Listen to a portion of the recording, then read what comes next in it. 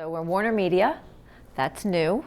Last year we were Turner, and now obviously we are now WarnerMedia, and we're going to be basically sharing a holistic view of all of our content under one roof, and all the properties that we now represent.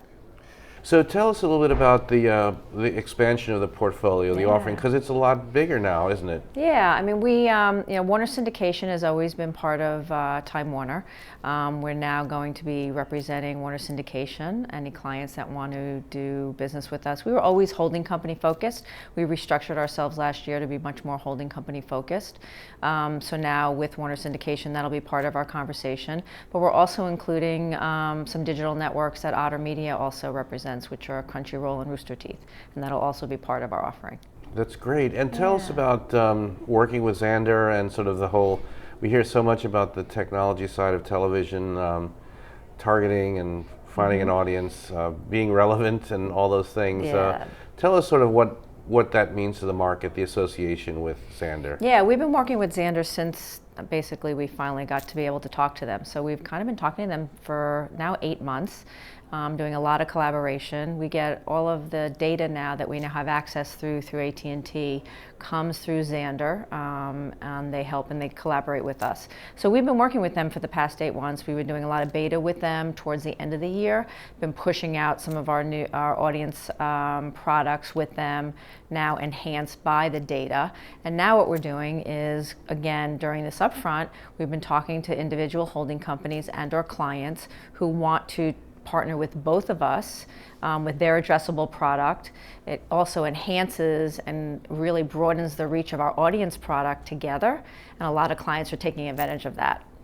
So what does that mean? What do you hope to? What's the value for the buyers to go more addressable? Well, now buyers are going to get much more broader reach and expanded reach with both of our products. They obviously have an addressable product. Our product right now is not an addressable. We have an audience in all our targeting products. You're going to be using the same data with us, AT&T data, you use it with our products, you use AT&T data with their products. Now you can expand your footprint, whether it be in linear and digital, and even in the social footprint, which we're doing with Launchpad as well. And Launchpad, we're doing not just in social, we're expanding it in DirecTV. Great, and I wanted to ask you about cross-screen, and there's a lot of conversation here at the upfront about direct-to-consumer streaming service. There's a lot that's going to be coming up with WarnerMedia. I don't know if you're going to be talking about that much at the upfront, but where is that going, and what are the opportunities? Yeah, we are touching upon it.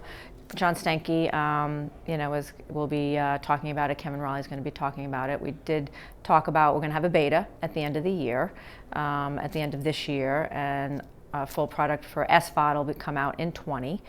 And then there is a goal a year from now that there will be an AVOD service. I am working very closely with the team in LA to talk about what that AVOD service looks like. So I'm really excited about that, because you know that we've been really focusing on putting the consumer at the center and having the experiences being a lot better than they are on linear TV. And we've been trying to undo a lot of our historical. Well, now we kind of have a clean slate. We can now, whiteboard everything and say, okay, what now does this advertising, ad-supported AVOD service be, and how can we really make the experience ideal for the future of today's consumers? So give us a little bit of a peek into that in terms of ad load or ad format, or how do you think it'll be? I don't know. Yeah. I mean, I think right now it's clean slate. Obviously there's, Hulu is obviously out there, but we're doing a lot of research, consumer-based research, and also asking clients on what they're thinking and what areas that they would want their brands to live in as well. It might not be 30s, it might not be 15s, they may be different formats. They may, maybe there's no advertising in certain ones. It could be the old ad model like you used to do with Disney Channel, where there was a lot of underwriting. It's not a one-size-fits-all. I don't really know all the answers, and nor do I want to have all the answers. I don't want it to be pre-dispositioned. Great. And finally, there's a lot of talk about the relevance of the upfront. There's a lot of different ways that buyers are interacting with premium video.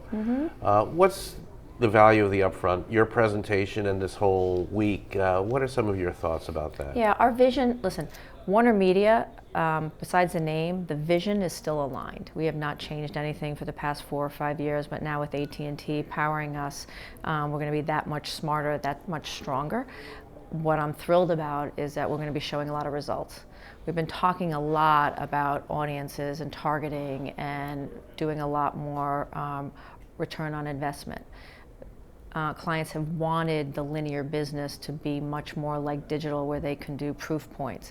And we haven't been able to do that because we haven't had access to the data. Now with AT&T data, we can make that happen. We're optimizing a lot quicker. There's going to be attribution that we're going to be doing. We're going to be guaranteeing on business outcomes. That's what you're going to see at this upfront. We're going to have proof points that television actually now works and can drive business outcomes.